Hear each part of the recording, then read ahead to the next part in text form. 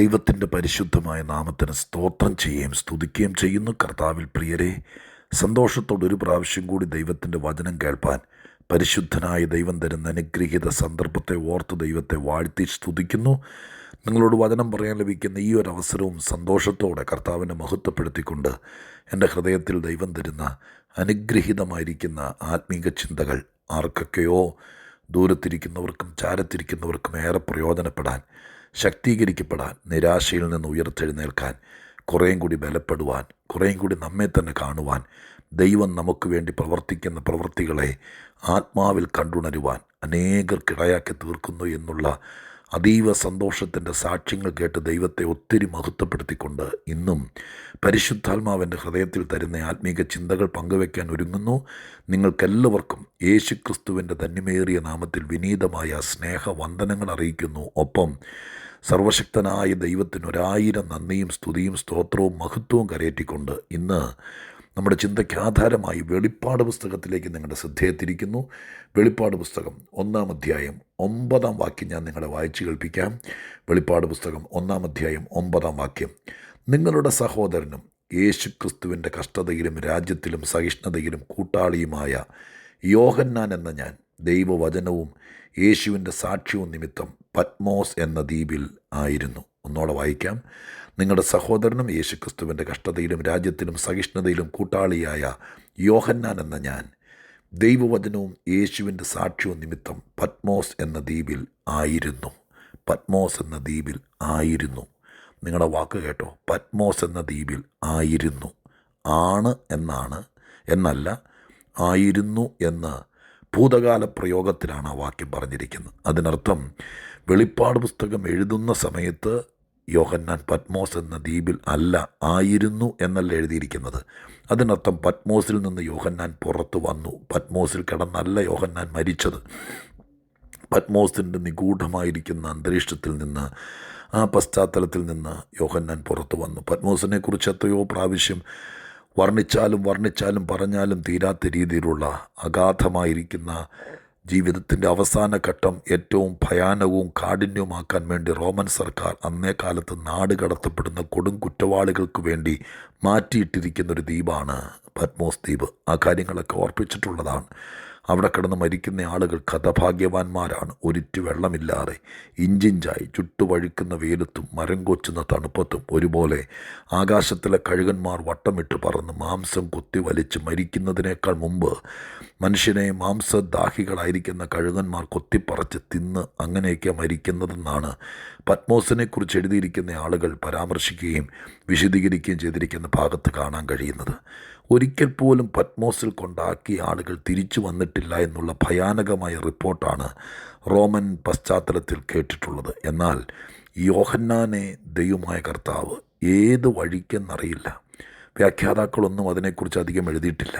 യോഹന്നാൻ പത്മോസിൽ കിടക്കുമ്പോൾ സ്വർഗത്തിലേക്ക് എടുക്കപ്പെട്ടു എന്ന വാക്ക് വേദപുസ്തകത്തിൽ കാണാൻ കഴിയുന്നുണ്ട്. അത് ശരീരത്തോടുകൂടെ ആണെന്ന് നമുക്ക് പറയാൻ പറ്റില്ലല്ലോ. ആത്മാവിൽ, ഒരാത്മീക ദർശനത്തിൽ, ആത്മീക വിവശതയിലൊക്കെയാണ് സംഭവിക്കുന്നത്. എന്താണെങ്കിലും സ്വർഗം മുഴുവൻ കണ്ട് തിരിച്ചു വന്ന യോഹന്നാൻ ഇവിടെ എഴുതിയിരിക്കുന്ന വാക്കനുസരിച്ച് പത്മോസിൽ കിടന്നുകൊണ്ട് എഴുതിയതല്ലിത്. പത്മോസിലേക്ക് പോയത് ഒരു വെളിപ്പാട് എഴുതാനോ ലേഖനം എഴുതാനോ ഒരു പുസ്തകം എഴുതാനുള്ള അന്തരീക്ഷത്തിലല്ലല്ലോ.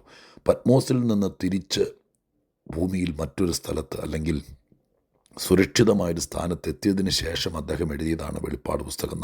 വയോധികനായിരിക്കുന്ന സമയത്ത്. ഇന്ന് ഈ സന്ദേശത്തിൻ്റെ തലക്കെട്ടെഴുതിയിരിക്കുന്നത് ഏത് തടസ്സത്തിൽ നിന്നും പുറത്തു കൊണ്ടുവരുന്ന ദൈവത്തെക്കുറിച്ചാണ്. വേദപുസ്തകത്തിൽ ദൈവത്തെക്കുറിച്ച് എഴുതിയിരിക്കുന്ന അനേക ഭാഗങ്ങൾ, ദൈവത്തിൻ്റെ പ്രത്യേകതകൾ, ദൈവത്തിൻ്റെ പ്രവർത്തികൾ, ദൈവം മനുഷ്യർക്ക് വേണ്ടി ചെയ്യുന്ന അസാധാരണമായിരിക്കുന്ന കാര്യങ്ങൾ, അതൊക്കെ ഒരുപാട് പ്രാവശ്യം നമ്മൾ ചിന്തിച്ചിട്ടുള്ളതാണ്. ഈ വാക്യവും ഒരുപക്ഷെ എന്നെ കേൾക്കുന്ന പ്രിയപ്പെട്ടവർക്ക് പരിചിതമുള്ളതായിരിക്കാം. പക്ഷേ ഇന്ന് പ്രാർത്ഥിക്കുമ്പോൾ എൻ്റെ ഹൃദയത്തിനകത്ത് ദൈവം തന്ന ആത്മീക ചിന്തയാണ്, ഏതൊരുവനെയും ഏത് സാഹചര്യത്തിൽ നിന്നും പുറത്തു കൊണ്ടുവരുവാൻ ദൈവം വിശ്വസ്തനാണ്. പ്രത്യേകിച്ച് ലോകം നമ്മളെ ബാൻ ചെയ്യും എന്ന് പറഞ്ഞാൽ വഴി അടച്ച് പുറത്തു വരാത്ത രീതിയിൽ മരണം വരെയും ഒരേ സ്ഥിതിയിൽ അകപ്പെട്ട് കിടക്കത്തക്ക രീതിയിൽ ഇവിടുത്തെ അന്ധകാര ശക്തികളും ഇവിടുത്തെ മാനുഷിക ശക്തികളും രാഷ്ട്രീയ ശക്തികളും ഈ ലോകം ഭരിക്കുന്ന ദുഷ്ടാത്മസേനകളും, ഞാൻ ഉദ്ദേശിച്ചത് ഭരണകൂടങ്ങളെയല്ല, ആത്മീകമായിട്ട് ഈ ലോകത്തിൻ്റെ പ്രഭു പിശാചായിരിക്കയാൽ അന്ധകാര വ്യാപാര ശക്തികൾ ഓരോ സ്ഥലങ്ങളിൽ വളരെ ശക്തമായിരിക്കുന്ന സാന്നിധ്യമിട്ട് തടസ്സങ്ങൾ സൃഷ്ടിച്ച് മാനവനെ ബുദ്ധിമുട്ടിപ്പിക്കാമെന്നതിൻ്റെ പരമാവധി, വേദപുസ്തകത്തിൻ്റെ ഭാഷയിൽ പറഞ്ഞാൽ ദണ്ണിപ്പിക്കാൻ പിശാചിൻ്റെ ശക്തികളും ദുർഭൂത ശക്തികളും ആവഹിച്ച് വിവിധ രീതിയിൽ ആളുകളെ ബുദ്ധിമുട്ടിപ്പിക്കുമ്പോൾ, മനുഷ്യർക്ക് ഈ ഭൂമിയിൽ തന്നെ സ്വന്തം ഭവനം പോലും തടവറയാക്കി മാറ്റുമ്പോൾ, അതിൻ്റെ നടുവിൽ നിന്ന് ഒരു കാലത്തും രക്ഷപ്പെടണമെന്ന് ആഗ്രഹിച്ചുകൊണ്ട് ദുർമോഹങ്ങളോടെ പൈശാചിക ശക്തികൾ ദൈവത്തിനുള്ളവരെ പോലും അടച്ചിടാൻ ശ്രമിക്കുമ്പോൾ, അതിനകത്തിറങ്ങി വന്ന് വിടുവിച്ച ദൈവത്തെ എത്രയോ ഭാഗങ്ങളിൽ കാണാൻ കഴിയുന്നു. അങ്ങ് എവിടം മുതൽ, ഉൽപ്പത്തി പുസ്തകം മുതൽ ഇങ്ങോട്ട് നോക്കുമ്പോൾ യോസേപ്പിനെ കാരാഗ്രഹത്തിനകത്ത് ചെയ്യാത്ത കുറ്റം പറഞ്ഞിട്ടിട്ട് അതിനകത്തു നിന്ന് ദൈവം തമ്പുരാൻ പുറത്തു കൊണ്ടുവന്ന് ഫറവോൻ്റെ സിംഹാസനത്തിൻ്റെ അടുക്കൽ സിംഹാസനം വെച്ചു കൊടുത്ത ദൈവമല്ലേ? പൊട്ടക്കുഴിയിൽ നിന്ന് പുറത്തു വരില്ലെന്നല്ലേ സഹോദരന്മാർ വിചാരിച്ചത്? ജയിലിൽ നിന്ന് പുറത്തു വരത്തില്ലെന്നല്ലേ പൊത്തിപ്പോറും വീട്ടുകാരും വിചാരിച്ചത്? പക്ഷേ സ്വർഗസ്ഥനായ ദൈവം അടച്ചിട്ടടുത്ത് നിന്ന്, ലോകം അടച്ചിട്ടടുത്ത് നിന്ന് മനുഷ്യനെ പുറത്തു കൊണ്ടുവരുവാൻ നമ്മുടെ ദൈവത്തെക്കാൾ ശക്തനായി ആരുണ്ട്? അങ്ങനെ ഇങ്ങോട്ട് വരുമ്പോൾ ഇസ്രായേൽ മക്കളെ മിസ്രൈമിൽ നിന്ന് ഒരു കാലത്തും പുറത്തു വിടാതെ അടിമകളായി വെച്ച് ആഘോഷമാക്കി മാറ്റാം അവരുടെ ജീവിതമെന്ന് വ്യാമോഹിച്ച ഫറവോനെ ചെങ്കടലിൽ മുക്കിക്കളഞ്ഞ് സംഹാര താണ്ഡവം മിസ്രൈമിൽ സംഹാര ദൂതൻ ഇറങ്ങി വന്ന് ചെയ്ത് തൻ്റെ ജനത്തെ ചെങ്കടൽ കയറ്റി മരുഭൂമിയിലേക്ക് കയറ്റി വിട്ടിട്ട് മേഘത്തണലിൽ നിർത്തിയ ദൈവമല്ലേ നമ്മുടെ ദൈവം? ദുഷ്ടലോകം എവിടെയൊക്കെ മനുഷ്യനെ അടച്ചിടാൻ നോക്കിയാലും ദൈവത്തിന് പ്രിയമുള്ളവരായാൽ അതിനകത്തു നിന്ന് പുറത്തു കൊണ്ടുവരുമെന്നുള്ള വസ്തുത എത്രയോ സ്പഷ്ടമാണ്. ഇസ്രായേൽ മക്കളെ വിടിവിപ്പാൻ വേണ്ടി നിയോഗിച്ച മോശയെ ഞാങ്കണ പെട്ടകത്തിനകത്തിട്ട് വെള്ളത്തിലേക്ക് തള്ളിക്കളഞ്ഞപ്പോൾ അതിനകത്ത് നിന്ന് പുറത്തു കൊണ്ടുവന്നില്ലേ? 40 വർഷക്കാലം മിസ്രൈമിനെ അടിച്ചു കൊന്നു, ഒരു ഇസ്രായേലിനെ അടിച്ചു കൊന്ന് മണലിൽ പൂത്തി ആ ഒരു നിലവാരത്തിൽ നാട് വിട്ട് ഓടിയ മോശ 40 കൊല്ലം ആരും അറിയാതെ മരുഭൂമിയിലൂടെ നടന്നപ്പോൾ ആ കൊടും മരുഭൂമിയിൽ നിന്ന് പുറത്തു കൊണ്ടുവന്ന് ഫറവോൻ്റെ അടുക്കിൽ നിന്ന് ജനത്തെ വിടുവിക്കാൻ വേണ്ടി വിമോചന നായകനാക്കി മാറ്റാൻ കരുത്തുള്ളവനല്ലായിരുന്നോ കർത്താവ്? എവിടെയൊക്കെയോ ഒളിച്ചു പോയവരെ, എവിടെയൊക്കെയോ പുറത്തു വരാതെ, ആരോ കാണാതെ, ആരും അറിയാതെ, ഇന്നാരൊന്നും ഞാനിവിടെ ഉണ്ടെന്ന് അറിയല്ലേ എന്ന് ഭാവിച്ച് എന്തൊക്കെയോ ദുഃഖങ്ങളും പ്രയാസങ്ങളും നേരിട്ട് ജീവിക്കുന്നവരെ ഇന്ന് പുറത്തു കൊണ്ടുവരുവാൻ സർവശക്തനായ ദൈവം വിശ്വസ്തനാണ്.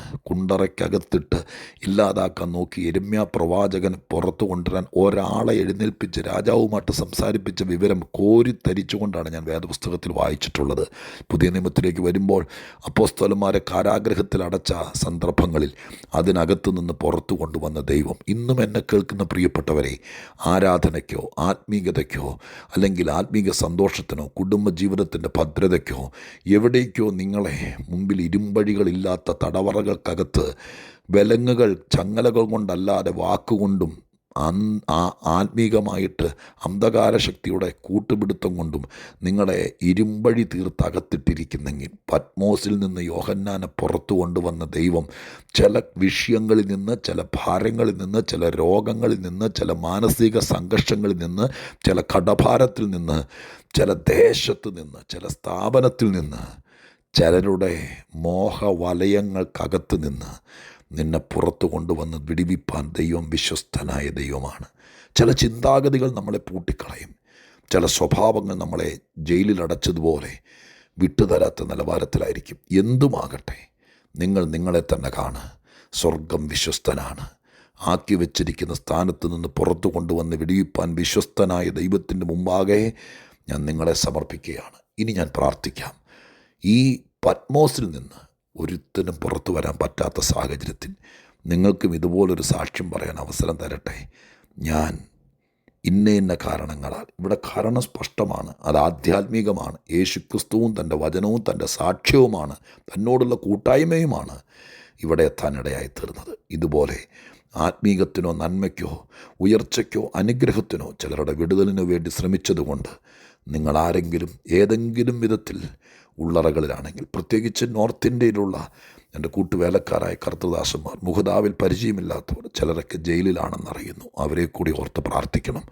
ക്രിസ്തുവേശുവുമായിട്ടുള്ള കൂട്ടായ്മ നിമിത്തം, ആത്മീകത നിമിത്തം, ചില നന്മയുടെ ചിന്ത നിമിത്തം ഏതെങ്കിലും വിധത്തിൽ അക്ഷരികമായോ ആത്മീകമായോ ഉള്ളറകളിൽ അടയ്ക്കപ്പെട്ടിട്ടുണ്ടെങ്കിൽ അവരെ പുറത്തു കൊണ്ടുവരുവാൻ നമ്മുടെ ദൈവം സമർത്ഥനെന്ന് വിശ്വസിച്ചുകൊണ്ട് നമുക്ക് പ്രാർത്ഥിക്കാം. പരിശുദ്ധ ദൈവമേ, ഞങ്ങളുടെ സ്വർഗീയ പിതാവേ, തടവറയ്ക്കകത്തു നിന്ന് പുറത്തു കൊണ്ടുവരാൻ കഴിവുള്ള മഹാദൈവത്തിൻ്റെ വലങ്കരത്തിൻ്റെ വ്യാപന ശക്തി ഞങ്ങളീ പ്രാർത്ഥിക്കുമ്പോൾ ദൈവാത്മാവ് നിറവേറ്റണമേ. ഈ ദൂത് ആർക്കൊക്കെ ഫലിക്കുമെന്ന് എനിക്കറിയില്ല, പക്ഷെ ആയിരങ്ങൾക്ക് ഫലിക്കണമേ.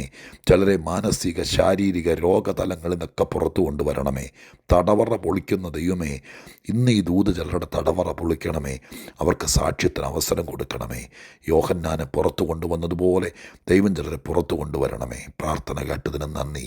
യേശുവിൻ നാമത്തിൽ തന്നെ. ആമേൻ.